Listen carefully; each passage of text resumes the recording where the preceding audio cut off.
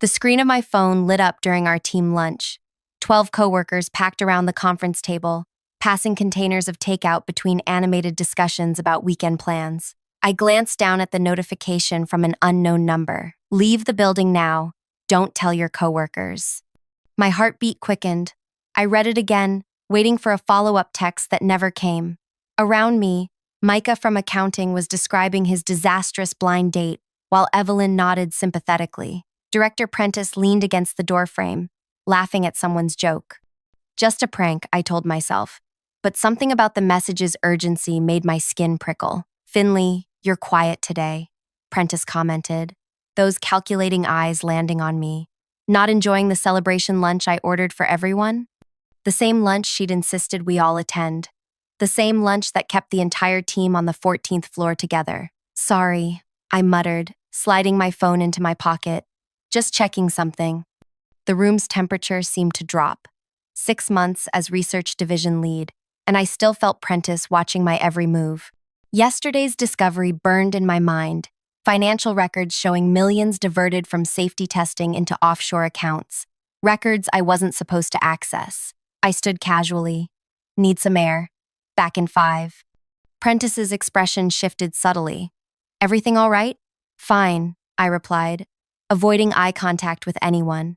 Just need to stretch my legs. Walking, not running, to the elevator felt like wading through water. Each step measured, each breath controlled. The security desk was empty, unusual for midday. When the elevator doors opened to the lobby, I saw them. Men in tactical gear positioned near the entrance, trying to look inconspicuous among the potted plants and leather seating areas. I veered toward the service exit instead, pushed through the door, and stepped into the alleyway. The moment my foot hit the pavement, a deafening alarm blared from the building behind me. Heavy security shutters slammed down over every exit. I'd made it out by seconds, but my entire team was now locked inside. I'll never forget what I saw when I turned back. Through the only window without shutters, 14 floors up, Director Prentice stood watching me. When our eyes met, her expression transformed from shock to murderous rage. She pressed her palm against the glass, mouthing 3 words I could read even from the street. I'll find you.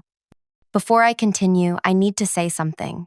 Many people listen to these stories but scroll away without subscribing. If what you're about to hear grips you, and believe me, what happened next changed everything. Take a second to like and subscribe. Because once you hear how this unfolds, you'll want to know when similar stories drop. My name is Finley Ash.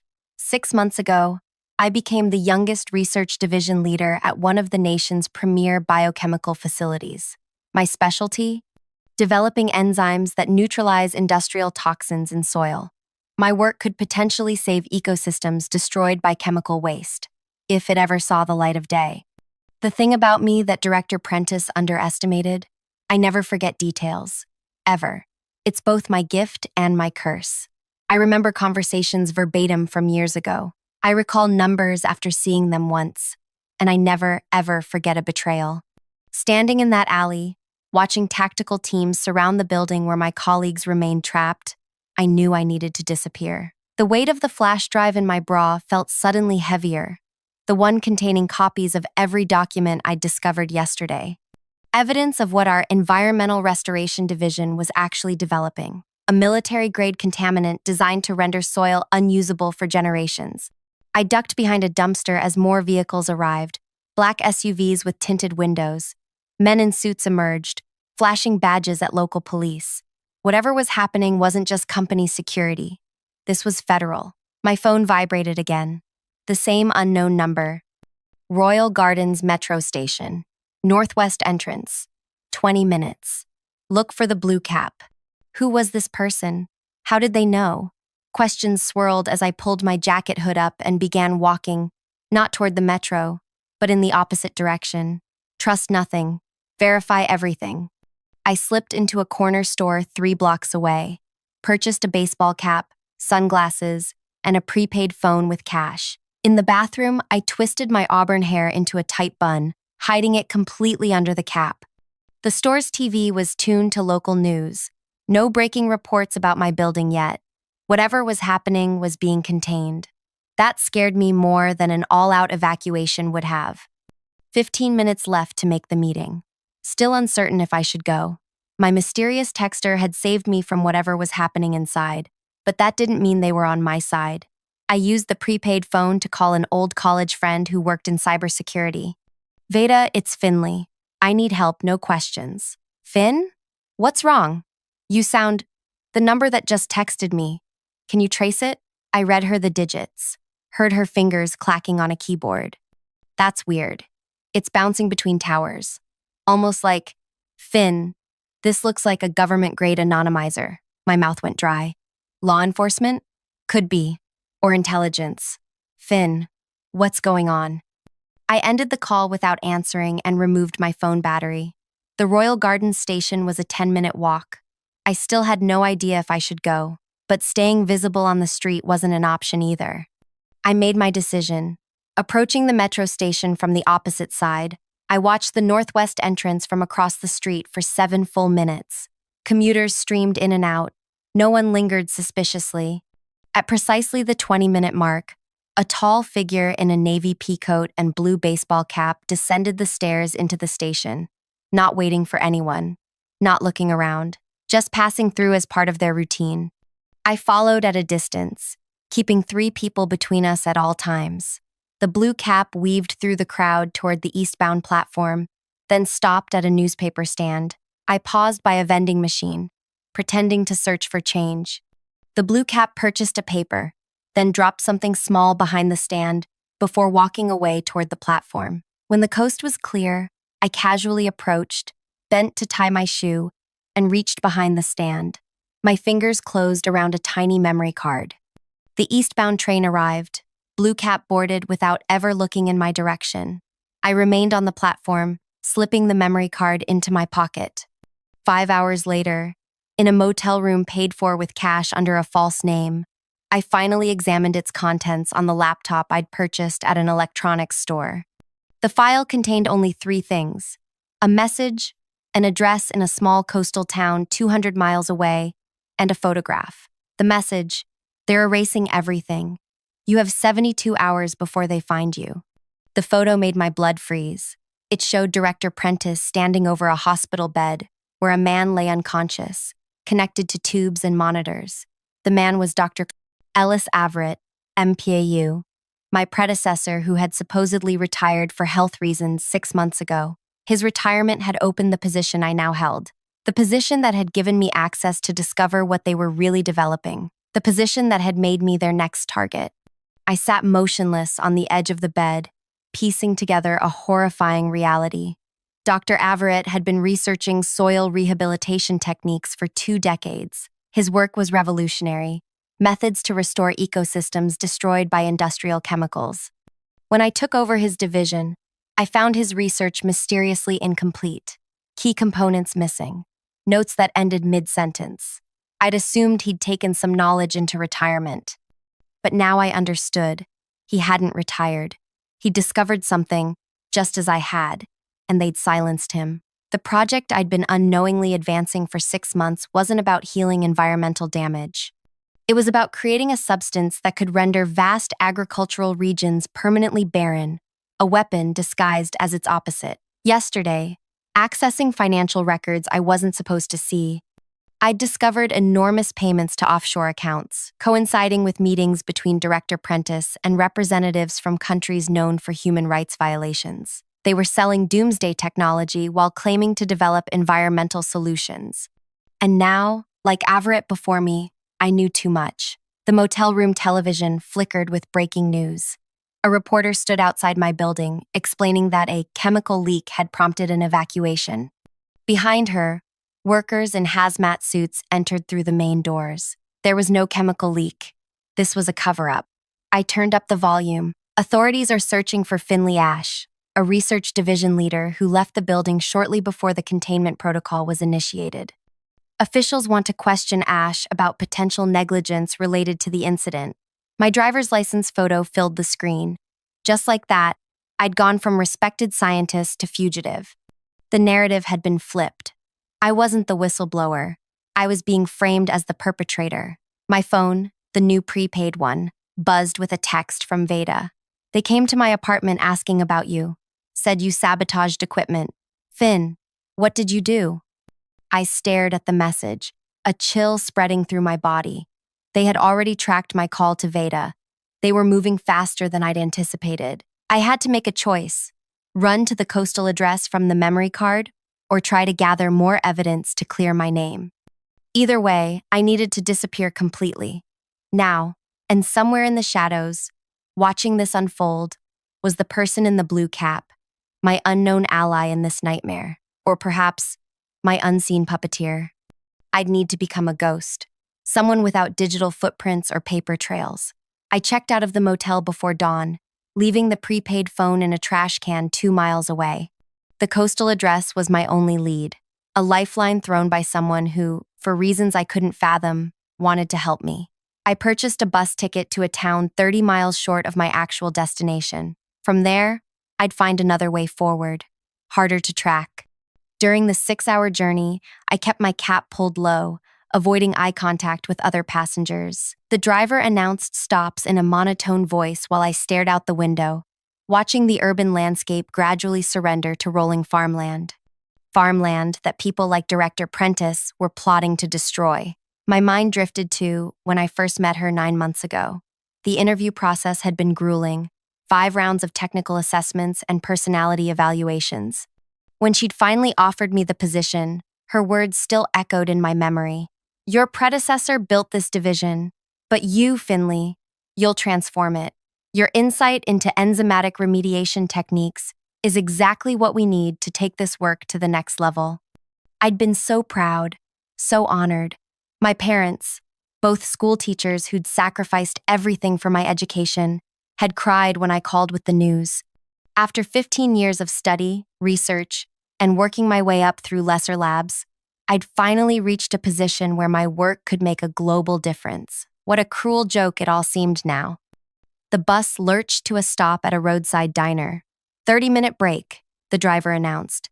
Departing at 2:15 sharp, I needed to stretch my legs but hesitated at the thought of security cameras. Still, remaining on an empty bus might draw attention. I disembarked last, keeping my face angled away from the diner's entrance camera. Inside, fluorescent lights buzzed overhead as bleary-eyed travelers lined up for coffee and prepackaged sandwiches. I ordered a black coffee and took it to the farthest booth, positioning myself with my back to the wall, facing the entrance.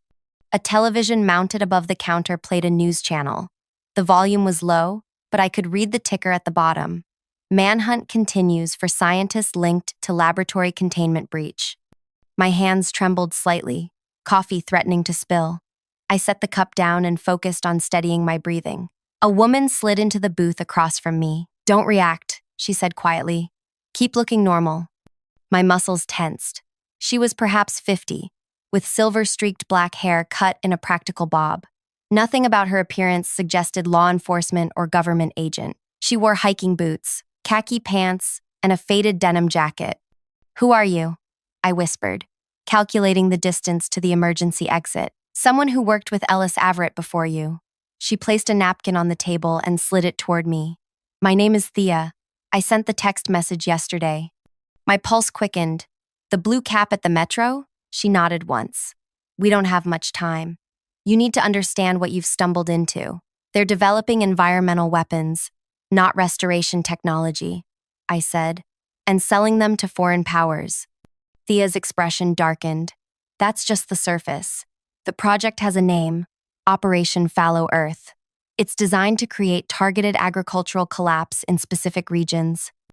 The enzyme you've been perfecting doesn't just contaminate soil, it spreads through groundwater, multiplies, and adapts to different conditions. Cold dread settled in my stomach. That's not possible. The molecular structure would break down after Phalant. That's what we all thought, until Ellis discovered they'd spliced in self-replicating genetic material. Your division was solving the final piece, creating a delivery method that appears benign, a Trojan horse. I thought about the countless hours I'd spent in the lab, refining enzymatic structures, believing I was helping to heal poisoned ecosystems. All along, I'd been perfecting a doomsday weapon. Why would they do this? I asked, struggling to process the magnitude. Control, Thea said simply. Create artificial scarcity. Destroy competitors' agricultural capability. Force dependence on proprietary food sources. The applications are endless for those without moral constraints. And Ellis? When he discovered the truth, he tried to expose them. They poisoned him slowly, making it look like a degenerative condition. When that didn't silence him quickly enough, they accelerated the timeline. The image of Ellis in the hospital bed flashed in my mind. Is he still alive? Barely. They keep him in a medically induced coma at a private facility. Insurance, in case they need his knowledge. She checked her watch. Your bus leaves in 8 minutes. You can't be on it. Why are you helping me? Thea's eyes met mine, filled with a grief I couldn't fully comprehend. Ellis is my brother, and you're the only person with the expertise to help us stop this. My coffee sat untouched, growing cold. Us? There are others. Former researchers, whistleblowers. We've been gathering evidence for years, but we needed someone on the inside with access to the current formulations. She slid a key across the table. Rental car in the back lot, blue sedan. The address on the memory card is our safe house. I'll meet you there tonight. I hesitated, my trust stretched to breaking point. How do I know this isn't another trap? You don't, Thea acknowledged. But consider this. If I wanted to turn you in, I wouldn't be sitting here while federal agents swarm your original bus destination. They tracked your ticket purchase. As if on cue, my phone vibrated. The screen showed a news alert. Federal agents detain passengers at Hillcrest Bus Terminal in connection with fugitive scientist. My planned destination. If I'd stayed on that bus. Go now, Thea urged. Take country roads. Avoid main highways and toll booths. I pocketed the key and stood. If you're lying to me, I'm not the one who's been lying to you for 6 months, Finley. Her voice carried an edge of impatience. Director Prentice is holding an emergency press conference in an hour to announce your role in developing an unauthorized biological agent. They're painting you as an eco-terrorist.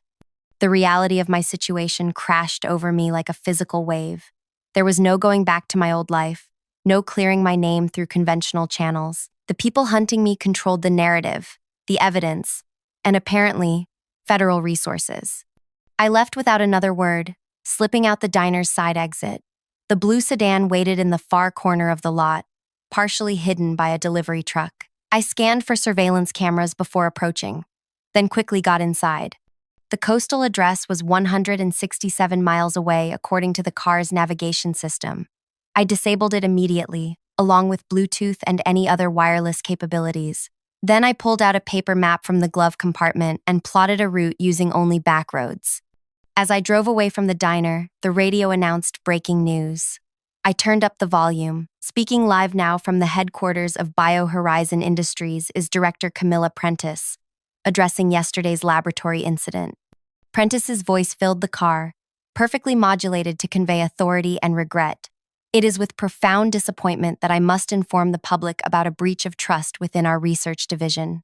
Finley Ash, hired 6 months ago to continue our groundbreaking environmental restoration work, has been secretly developing unauthorized biological agents with potentially catastrophic applications. My knuckles whitened around the steering wheel as she continued.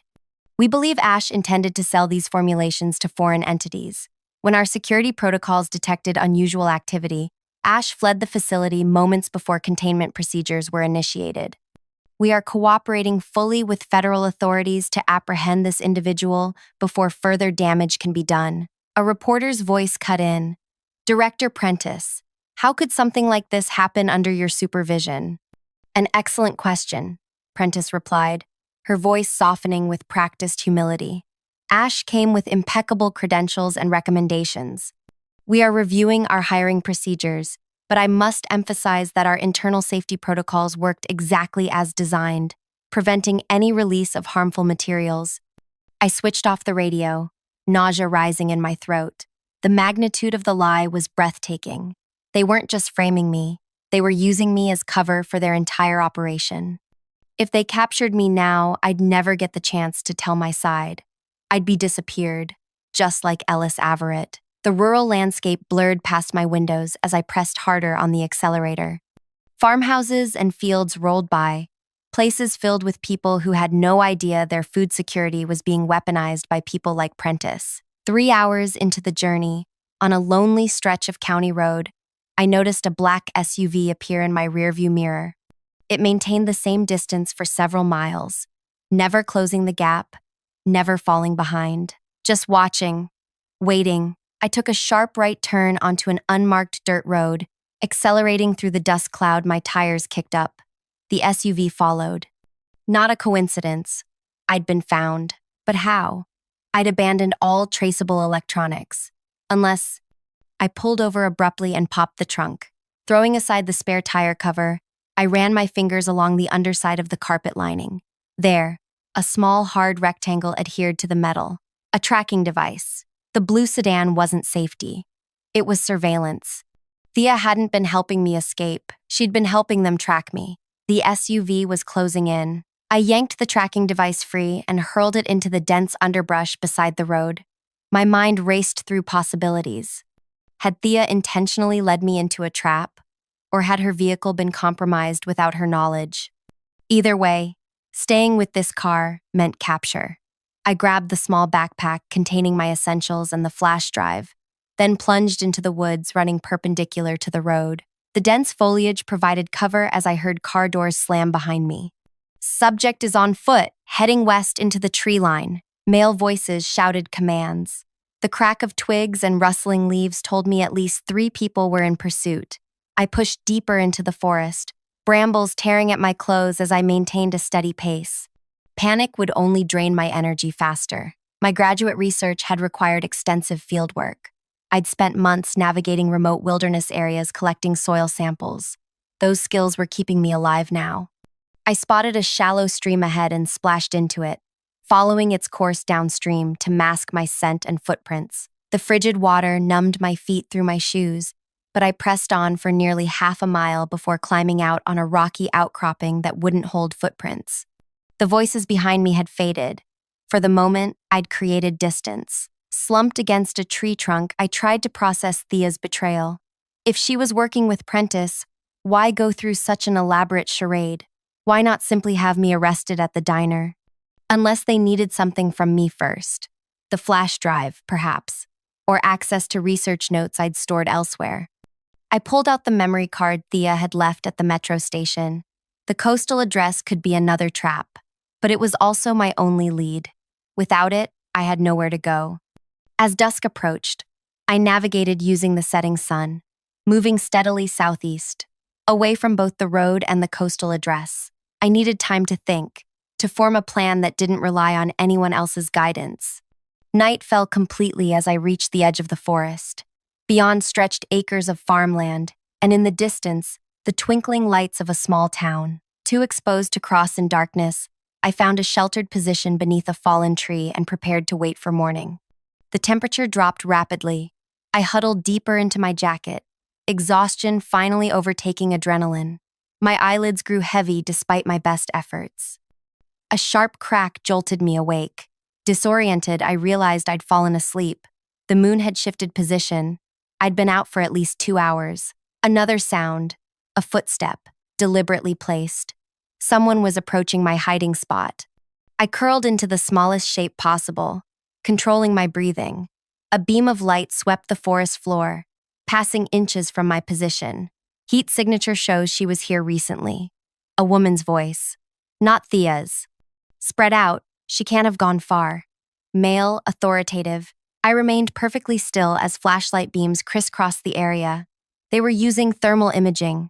I had minutes, maybe seconds, before they found me. A soft thud sounded in the distance, followed by shouting. The flashlights immediately redirected away from me, moving toward the commotion. Contact, southwest perimeter. All units converge. The footsteps receded rapidly. Something or someone had diverted their attention. This was my only chance. I crawled from my hiding place and moved in the opposite direction, staying low to the ground. When I reached the field's edge, I noticed a drainage ditch running along its perimeter. Perfect cover for crossing the exposed ground. Sliding into the ditch, I began army crawling through its muddy bottom. The journey was agonizingly slow, but the overhead cover from tall grass made detection nearly impossible. After what felt like hours, I reached the outskirts of the small town. The illuminated sign of a 24-hour convenience store glowed a quarter-mile ahead, a potential risk, but I needed supplies and information. I approached cautiously, checking for surveillance cameras before entering. The sleepy cashier barely looked up from his phone as I purchased water, protein bars, and a local map. The store television played an overnight news program, intensifying the search for fugitive scientist Finley Ash, now believed to be armed and dangerous. Federal authorities have expanded the search perimeter to include 3 additional counties after a possible sighting near Willow Creek. Willow Creek was over 50 miles from my current location. Either someone had misidentified me, or the authorities were deliberately broadcasting misinformation. I studied the map under the store's fluorescent lights. 15 miles northeast was a freight rail line that connected to major shipping ports. If I could reach it by dawn, I might be able to hop a train heading toward the coast. Outside the store, I glimpsed a battered pickup truck with the keys left in the ignition. The temptation to steal it was overwhelming, but that would trigger immediate alerts. Instead, I continued on foot, using residential streets with minimal lighting. Dawn was breaking when I reached the railway. I'd walked through the night, pushing my body beyond exhaustion. Concealed in the tall grass beside the tracks, I waited. 2 hours later, a slow-moving freight train approached. As it labored up a slight incline, I made my move, running alongside an empty boxcar and pulling myself inside. The interior was dark and dusty, empty except for some abandoned packing materials. I collapsed against the wall, finally allowing my muscles to relax. The rhythmic clacking of the train's wheels provided strange comfort as miles disappeared behind me. My thoughts returned to Thea. The tactical team hunting me had used thermal imaging, technology far beyond standard law enforcement equipment. This was a militarized operation. Had Thea known what she was sending me into? Was she a willing participant in this manhunt, or another pawn in Prentice's game? I pulled out the memory card again, examining the coastal address. What waited for me there? A safe house filled with allies? Or another carefully orchestrated trap, only one way to find out? The train journey lasted 6 hours, stopping occasionally in rail yards where I remained hidden in the shadows of the boxcar. When it finally approached the coastal region, I disembarked on the outskirts of a small fishing town. The salty air filled my lungs as I oriented myself using the map. The address was 3 miles north, in an area marked as private shoreline. I followed coastal paths, keeping the ocean to my right and dense vegetation to my left, perfect coverage if I needed to disappear quickly. As the sun began setting, I spotted the property, a weathered blue cottage perched on a rocky bluff overlooking the sea. No vehicles visible, no signs of surveillance equipment, just a solitary structure against the darkening sky. I circled the property twice, watching for movement from a concealed position among coastal shrubs. Nothing. The cottage appeared empty. Approaching the back entrance, I tested the door handle. Locked. I found a window with a broken latch and carefully worked it open, then slipped inside. The interior was sparsely furnished but clean. No dust on surfaces, fresh food in the refrigerator. Someone had been here recently. I conducted a thorough search, checking for cameras or listening devices. Nothing obvious, but that didn't mean they weren't there. On the kitchen table sat a laptop computer. Open, powered on, waiting.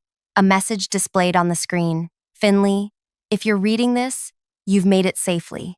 I know you have no reason to trust me after what happened with the tracking device. It wasn't my car. The vehicle was compromised after I left it for you. We've been infiltrated. Trust no one until you've viewed the enclosed files. The password is the name of Ellis's first research station in Argentina. You visited it during your doctoral work. I stared at the message, conflicted. How would Thea know about my doctoral research? That information wasn't publicly available. My fingers hovered over the keyboard, then typed, Esperanza Basin. The screen unlocked, revealing dozens of video files. The first was security footage from our research facility, specifically, the conference room where our team lunches were held. The timestamp showed the day of my escape. Director Prentice stood at the head of the table, addressing my colleagues. Today's demonstration will prove conclusively that our formulation works exactly as designed, she was saying. The containment protocol will simulate actual deployment conditions. Your participation is crucial to the final testing phase. My blood ran cold. The chemical leak hadn't been a cover story invented after my escape. It had been planned all along. They had gathered my entire team in that room intentionally. I clicked on the next file. A grainy video showed Ellis Everett speaking directly to the camera, his face gaunt, but his eyes clear and focused. If you're watching this, I'm likely dead or still being held in medical containment. My name is Ellis Everett. Until 6 months ago, I led research at BioHorizon Industries' Environmental Division. What I'm about to share will sound like the ravings of a paranoid mind. I only ask that you review the supporting documentation before making that judgment.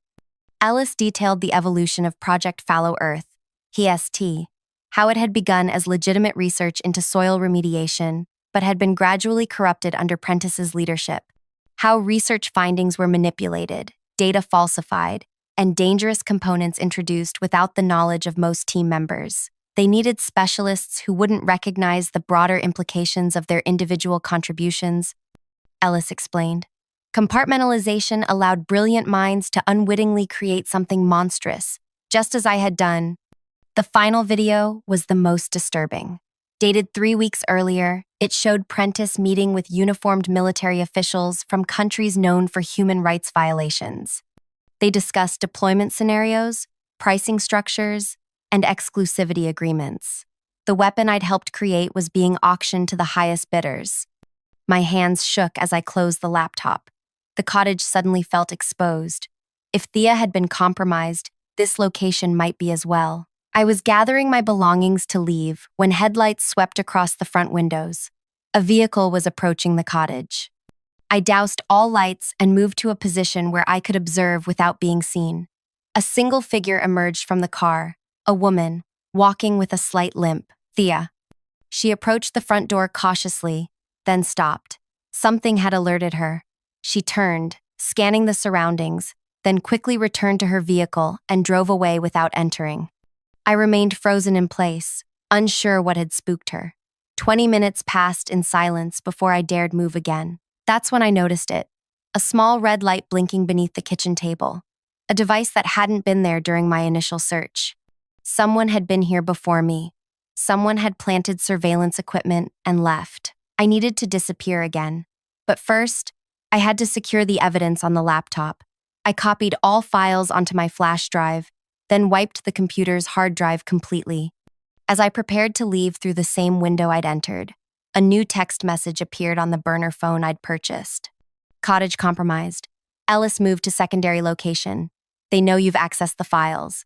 Prentice arriving with tactical team in 30 minutes. Head to Lighthouse Point. Boat waiting. This is your last chance to trust me, T. Trust. Such a simple word for something so impossibly complex in this moment. The moon had risen, casting silver light across the coastal path as I weighed my options. The lighthouse stood on a rocky peninsula a mile north of the cottage, exposed, visible from all directions, perfect for an ambush. Or perfect for a genuine escape. I had 30 minutes to decide if Thea was my salvation or my executioner. I stared at the message until the screen dimmed. Trust had become a luxury I couldn't afford, yet doing nothing wasn't an option either.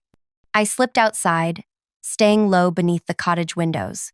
The coastal wind carried the scent of salt and seaweed as I analyzed my surroundings.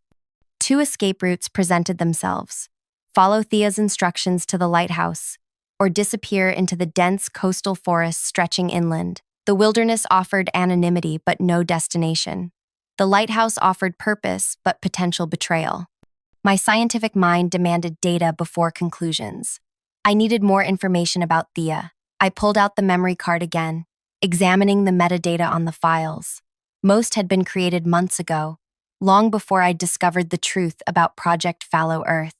The timestamps aligned with Ellis Everett's employment timeline. If Thea was working with Prentice, why provide evidence that predated my involvement? Why supply files that implicated Prentice so thoroughly? 25 minutes until Prentice's team arrived. I made my decision. Moving silently along the coastal path, I positioned myself 200 yards from the lighthouse, concealed among jagged rocks. From this vantage point, I could observe without committing. The lighthouse stood stark against the night sky, its automated beams sweeping across the dark water. Below it, a small dock extended into a sheltered cove. A fishing boat bobbed gently against the moorings. No signs of an ambush team. No tactical vehicles hidden nearby. 20 minutes left. I crept closer, using natural cover. When I reached the base of the lighthouse, I circled it completely, checking for hidden personnel. Nothing. The boat's cabin lights were off, but I could make out a single figure sitting in the darkness. As I watched, they struck a match, briefly illuminating Thea's face as she lit a cigarette. She was alone, waiting, a dangerous chance to take if she were truly setting a trap. 15 minutes remaining. The distant sound of vehicles reached my ears, coming from the direction of the cottage. Prentice's team arriving early. I had seconds to decide. I emerged from the rocks and sprinted toward the dock. Thea spotted me immediately, extinguishing her cigarette and starting the boat's engine. "Quickly!" she called, extending her hand as I leapt aboard.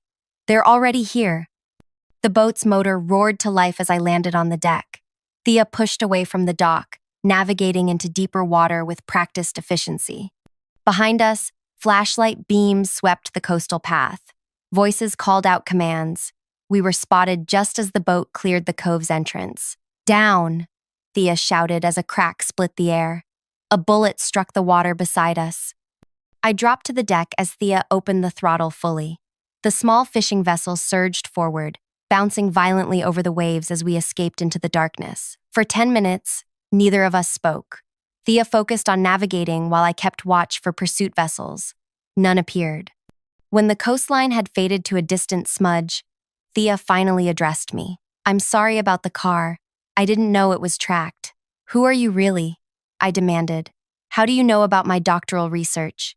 About Esperanza Basin?" Thea reduced the engine to a quieter purr before answering.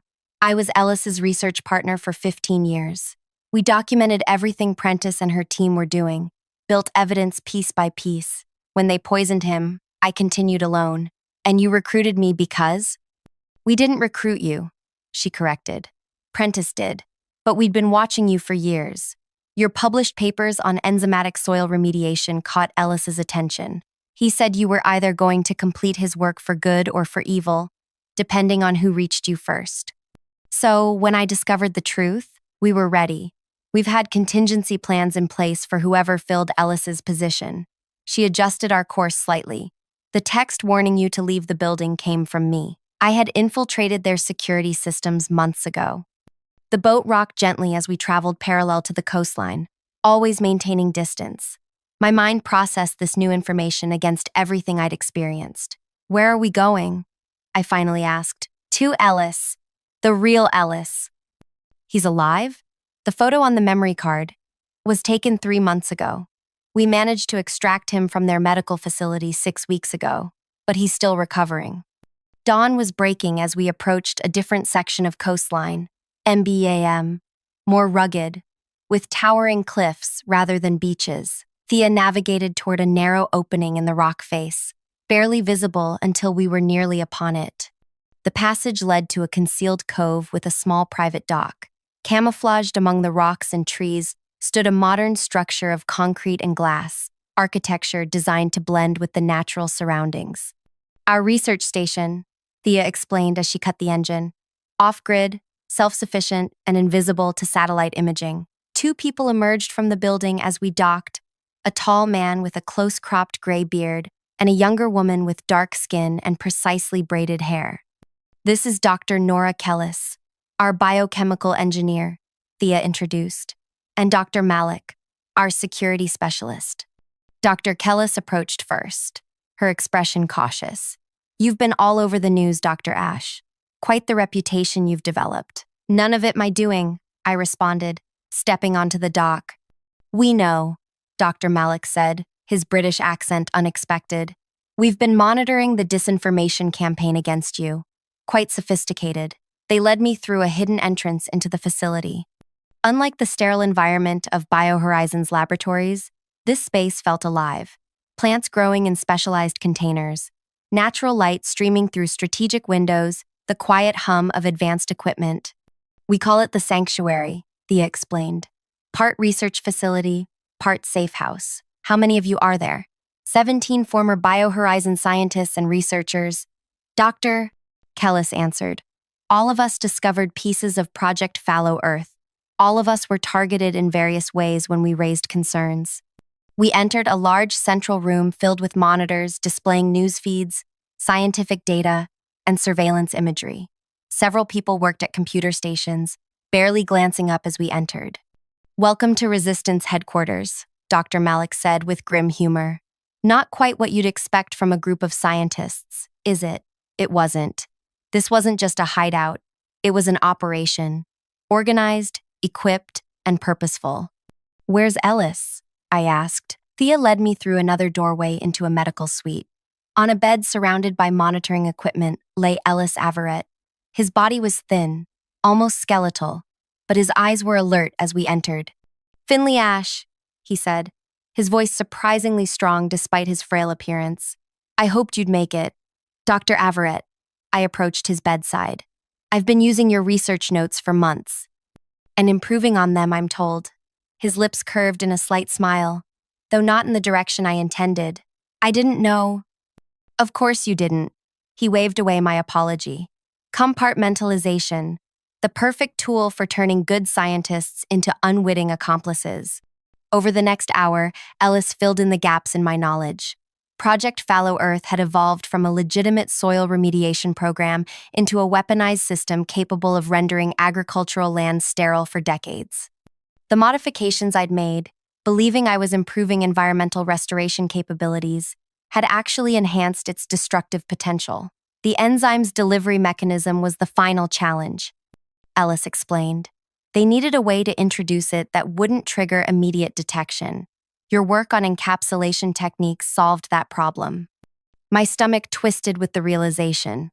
The celebration, lunch, the day I received the text message, was that, a field test, Thea confirmed, using your colleagues as test subjects for exposure levels. Horror washed over me. Are they alive but quarantined? Dr. Kellis interjected. Prentice is monitoring them for symptoms, cellular changes, immune responses. Your team became living test subjects. The magnitude of Prentice's betrayal left me speechless. Not just of me, but of an entire division of scientists who had trusted her leadership. Why would she risk exposing her own facility? I finally asked. Controlled testing environment, Ellis replied. And expendable personnel who already had security clearances. Perfect conditions for a final verification before selling to international clients. Dr. Malik approached with a tablet displaying satellite imagery. Prentice has scheduled demonstrations for potential buyers next week. 3 locations, all on American soil, disguised as environmental remediation projects. I studied the coordinates. All 3 were agricultural regions crucial to food production. They're going to contaminate our own farmland as a sales demonstration. I couldn't mask my disbelief. Small areas, easily contained in their view, Thea explained. But our analysis suggests the enzyme will spread much further than their models predict. Once released, it could affect thousands of square miles through groundwater migration. We need to stop them, I said, the words feeling inadequate against the scale of the threat. That's why you're here, Ellis replied. You understand the enzyme structure better than anyone, even me. You need to develop a neutralizing agent. I'd need samples, equipment, data. We have everything, Dr. Kellis interrupted, including samples of your most recent formulations. The question is whether you can create a countermeasure before the demonstrations begin. How long do I have? 5 days. An impossible timeline for normal research. But these weren't normal circumstances. Show me the lab, I said. The next 72 hours passed in a blur of intensive work. I slept in short bursts, often at the workstation. The sanctuary's facilities were remarkable. Equipment I'd never seen outside of elite research institutions. Computing power that could process complex molecular simulations in minutes instead of days. Dr. Kellis worked alongside me, her expertise in biochemical engineering complementing my knowledge of enzymatic structures. Together, We identified the self-replicating components Ellis had mentioned, genetic material spliced into the enzyme's core that allowed it to adapt to different soil conditions. It's brilliant in a horrifying way, Doctor. Kellis observed as we studied the molecular models. The enzyme doesn't just contaminate, it transforms, permanently altering soil chemistry to prevent normal plant growth. And it spreads through groundwater, I added, multiplying as it goes. One small application could render an entire watershed sterile. On the third day, we had our breakthrough. The enzyme's replication mechanism had a fatal weakness, a dependency on specific mineral compounds to maintain stability during reproduction. Deprive it of those compounds, and the entire structure would collapse. We need a mineral chelation agent, I explained to the team during our briefing. Something that will bind to the specific minerals the enzyme requires, making them unavailable. Like treating metal poisoning in humans. Ellis nodded, understanding immediately. Exactly. We've identified 3 mineral compounds essential to the enzyme's replication process. If we can develop a chelation formula that targets those specifically, we can neutralize entire contaminated areas. How quickly can you produce it? Dr. Malik asked. The formula is relatively simple, Dr. Kellis answered. The challenge is delivery. We need to match their deployment method to ensure complete coverage. We have another problem, Thea interrupted, entering with a tablet displaying a news feed. Prentice has moved up the schedule. First demonstration is tomorrow at sunrise. The room fell silent as implications settled over us. Where? Ellis finally asked. Walker County Agricultural District. They're disguising it as an emergency soil treatment following a fabricated chemical spill. I looked at Dr. Kellis. We need to finalize the neutralizing agent now. No more testing iterations. That's dangerous, she cautioned. We haven't confirmed long-term stability. We don't have time for long-term anything, I countered. If that enzyme gets released tomorrow, thousands of acres of farmland will be destroyed. Ellis raised a hand, silencing our debate. Both concerns are valid. We need a 2-track approach. Finley, you and Nora complete the neutralizing agent. Thea, Malik, prepare an intervention team. If we can't neutralize the enzyme, we need to prevent its deployment entirely. The next 12 hours were the most intense of my professional life. As midnight approached, Dr. Kellis and I finalized the chelation formula and produced enough to treat approximately 50 acres, a fraction of what we might need, but all our equipment could synthesize in the available time. Meanwhile, Thea and Dr. Malik prepared tactical equipment I never expected to see scientists handling with such proficiency. You're not just researchers, are you? I asked Thea as she checked what appeared to be communications gear. Most of us started that way, she replied without looking up. Circumstances required adaptation. At 3 a.m., we gathered for final briefing. Dr. Malik displayed satellite imagery of the target location, a vast agricultural research field surrounded by commercial farmland. Prentice's team will arrive at 5:30 a.m., 1 hour before sunrise. He explained. Their standard protocol requires 30 minutes for equipment setup. Deployment is scheduled precisely at sunrise, 6:32 a.m. Our window is extremely narrow, Thea continued. We need to intercept after their equipment is in place, but before deployment begins. What about law enforcement? I asked. Can't we alert them? With what evidence? Ellis replied from his wheelchair. His insistence on participating had overridden medical advice. Prentice has connections throughout federal agencies. By the time we convinced anyone, the demonstration would be complete. We're on our own, Dr. Malik confirmed. As we prepared to depart, Ellis called me to his side. Finley, there's something you should know. Something I haven't told the others. His expression was grave, his voice lowered. Project Fallow Earth has a secondary component. The enzyme doesn't just target plant life. Extended exposure affects mammalian cellular structures as well. My blood ran cold. It's designed to harm people too. Not immediately. The effects manifest slowly. Reproductive issues first, then neurological symptoms. By the time a population realizes what's happening, it's too late. My God, I whispered. It's not just an agricultural weapon. It's a slow-acting genocide tool, Ellis confirmed. Targeting food supplies first, than the people themselves. Prentice is selling the ultimate weapon of mass destruction, IS, one that leaves infrastructure intact while eliminating populations. The revelation transformed everything. This wasn't just about saving farmland anymore. The stakes had become incalculably higher. As our team loaded equipment into unmarked vehicles, I felt a transformation within myself. The scientist who had dedicated her life to healing damaged ecosystems was now preparing for battle to prevent their deliberate destruction. Director Prentice hadn't just betrayed me professionally, she had betrayed humanity itself.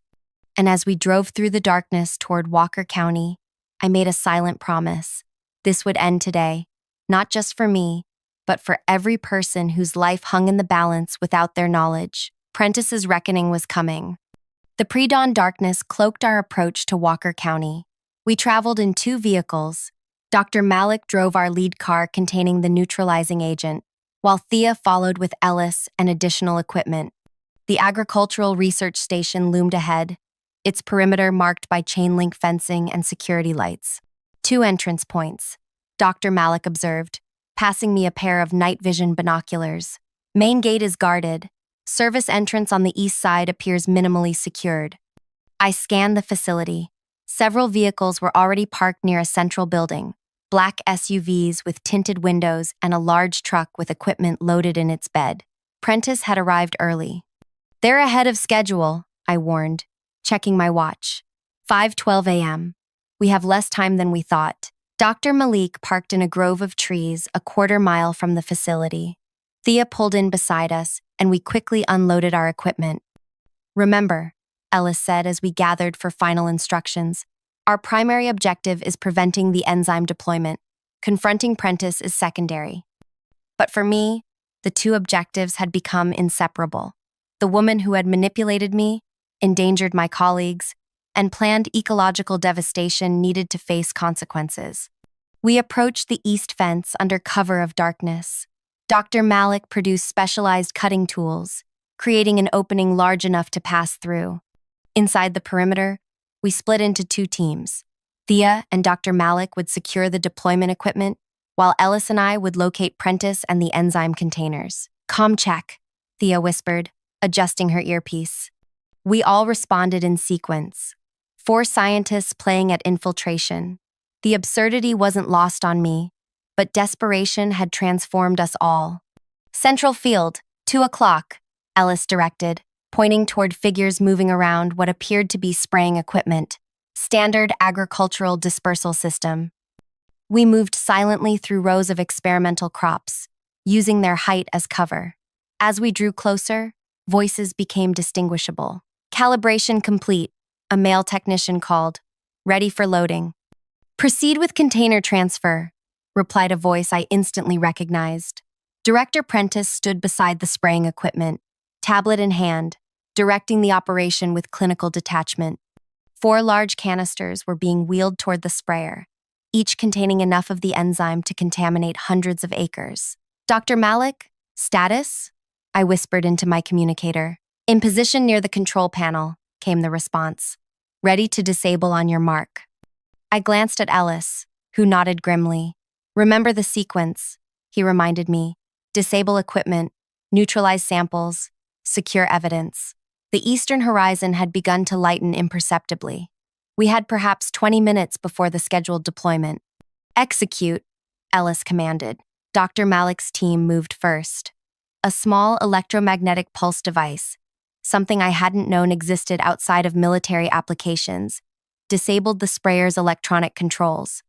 Simultaneously, Thea approached from the opposite direction, creating a diversion by activating the facility's fire alarm system. Confusion erupted among Prentice's team.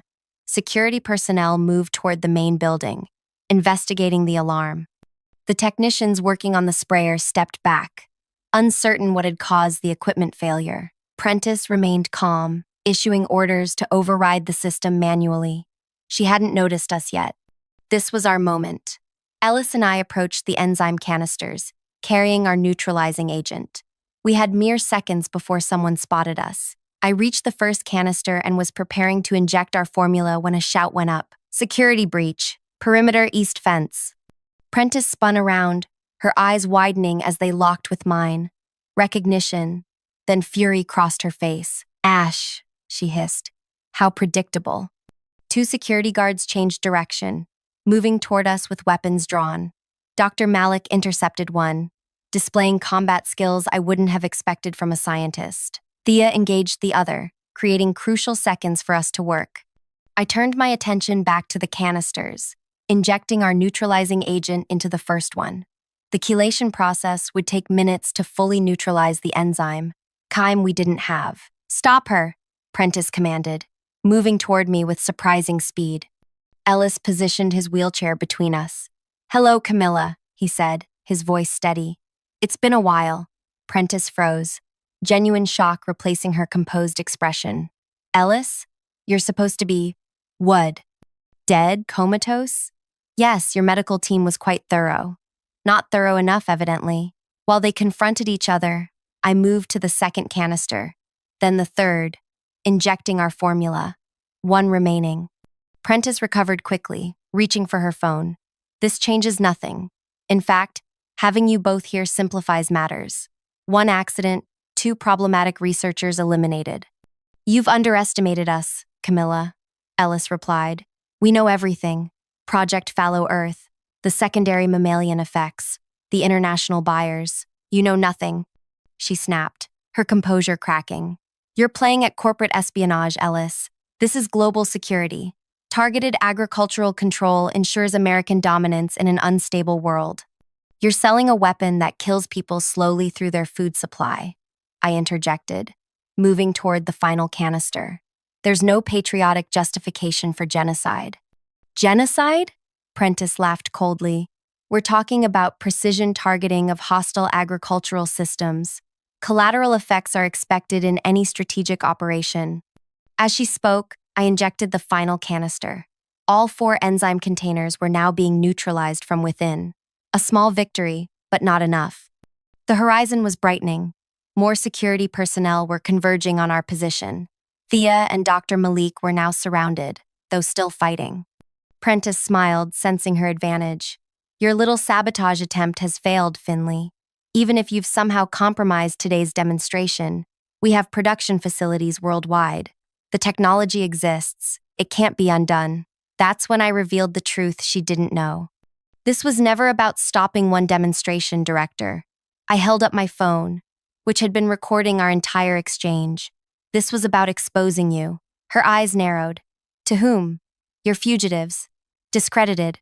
No one will believe you. They already do, Ellis interjected. As we speak, your conversation is being transmitted to 17 different secure servers. From there, it's being distributed to every major news organization, regulatory agency, and international monitoring body. I continued. Your buyers are also receiving it. All those representatives from countries you promised exclusivity. They're learning you've sold the same technology to their adversaries. For the first time, uncertainty flickered across Prentice's face. You're bluffing.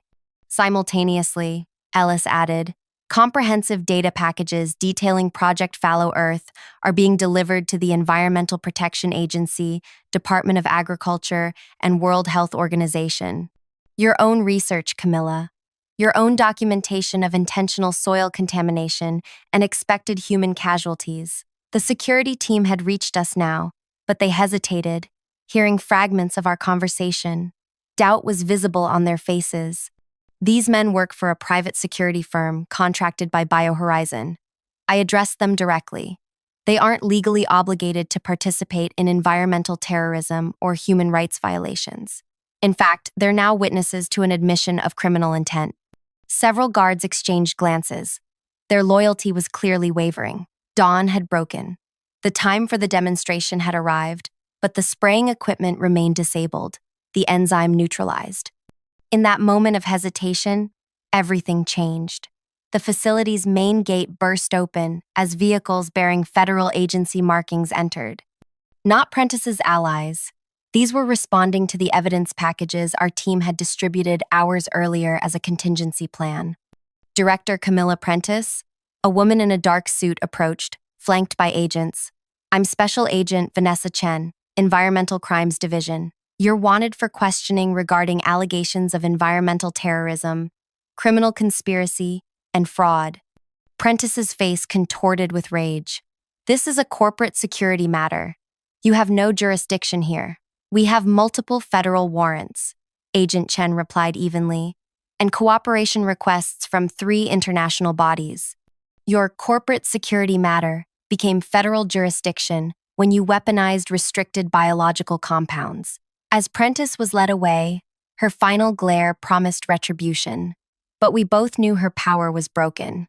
The carefully constructed narrative she'd created, positioning me as the rogue scientist while she played the concerned executive, had collapsed entirely. The sun climbed higher as federal agents secured the facility. Our team was detained as well, but treated as witnesses rather than suspects. The enzyme canisters were confiscated for analysis, their contents now harmless thanks to our neutralizing agent. In the following days, the full scope of Project Fallow Earth was revealed to a horrified public. BioHorizon Industries' stock collapsed as investigations uncovered decades of environmental crimes. International arrest warrants were issued for executives who had fled the country. My colleagues, the unwitting test subjects from that fateful lunch, were transferred to specialized medical facilities. The exposure had been limited, and our neutralizing agent proved effective in treating their symptoms. Recovery would be slow but complete. 1 month later, I sat across from Agent Chen in a secure debriefing facility. The formal interviews had concluded days ago, but she had requested this final meeting. Dr. Ash, I want to personally thank you for your courage, she began. Your evidence was instrumental in dismantling one of the most dangerous environmental conspiracies we've encountered. What happens now? I asked. Director Prentice faces multiple life sentences. 7 other executives have been indicted. The company's assets have been frozen pending further investigation. She paused. As for you, your name has been officially cleared. The Department of Justice issued a formal exoneration yesterday. Relief washed over me, though it felt strangely hollow after everything that had happened. And my team? The other scientists? Most will recover fully. They've all been offered positions with legitimate research institutions. Agent Chen smiled slightly. Including you, if you're interested. The Environmental Protection Agency is establishing a new division focused on soil remediation technologies. They've requested you specifically to lead it. The irony wasn't lost on me. The work I'd thought I was doing all along, healing damaged ecosystems rather than destroying them, could now become reality. What about Ellis and the others at the sanctuary? Officially, we know nothing about any sanctuary, Agent Chen replied carefully. Unofficially, their contributions have been noted at the highest levels. They'll be protected. As our meeting concluded, Agent Chen handed me a sealed envelope. This arrived for you yesterday. We've verified it's safe. Inside was a handwritten note from Ellis. Finley, the truth is, both our weapon and our shield. You wielded it perfectly. The sanctuary remains if you ever need it. The door is always open. 2 days later, I stood on the steps of the federal courthouse after providing final testimony against Prentice. Reporters called questions from behind barriers. Cameras flashed. For weeks, I had been the scientist who exposed an international conspiracy, my face appearing on news broadcasts worldwide. But as the media circus continued, I realized something profound. The revenge I had initially sought against Prentice for framing me had transformed into something far more important: justice for the environment and the communities who depended on it. My personal vindication was merely a footnote in a larger story about corporate accountability and scientific ethics. The text message that had saved me that day had set in motion not just my survival, but the prevention of global catastrophe. As I descended the courthouse steps, a familiar figure waited beside a nondescript car, Thea, now serving as liaison between former BioHorizon scientists and federal investigators. Ready to disappear for a while? She asked as I approached. I nodded, suddenly exhausted by the public scrutiny. More than ready. Ellis has set up a new research facility, off the books but with unofficial government blessing. Real environmental remediation this time. No more compartmentalization, I asked. Complete transparency, she confirmed. Every scientist knows exactly what they're working on and why. As we drove away from the courthouse, I watched the city recede in the side mirror. My thoughts returned to that moment in the break room, unwrapping my sandwich, receiving the text that changed everything. One simple warning had cascaded into the exposure of a global conspiracy. One moment of trust in an anonymous message had prevented ecological disaster. If you've stayed with me through this story, you understand the power of truth, how it can be buried, distorted, but never permanently silenced. Like those environmental enzymes I once studied, truth finds a way to persist, to spread, to transform landscapes. For those listening who face their own moments of decision, when staying silent seems safer than speaking up, remember that courage isn't about fearlessness. It's about acting despite fear. It's about trusting that one voice, one action, one moment of bravery can trigger consequences beyond imagination. Director Prentice never understood that attempting to bury the truth is like trying to contain an enzyme designed to spread. The harder you work to suppress it, the more dramatically it eventually emerges. My name is Finley Ash. I was nearly erased, my reputation destroyed, my life threatened, my work corrupted. Instead, I became the catalyst for exposing one of history's most dangerous environmental conspiracies. All because I chose to trust a text message from an unknown number during my lunch break. If you found yourself holding your breath during any part of this story, if you felt that surge of satisfaction when justice finally arrived, take a moment to like and subscribe. More stories of ordinary people facing extraordinary circumstances are waiting to be told. Moments when a single decision changes everything. Because sometimes, the most important message you'll ever receive comes when you least expect it, from someone you don't know, telling you to walk away from everything familiar into an uncertain future. And sometimes, trusting that message makes all the difference.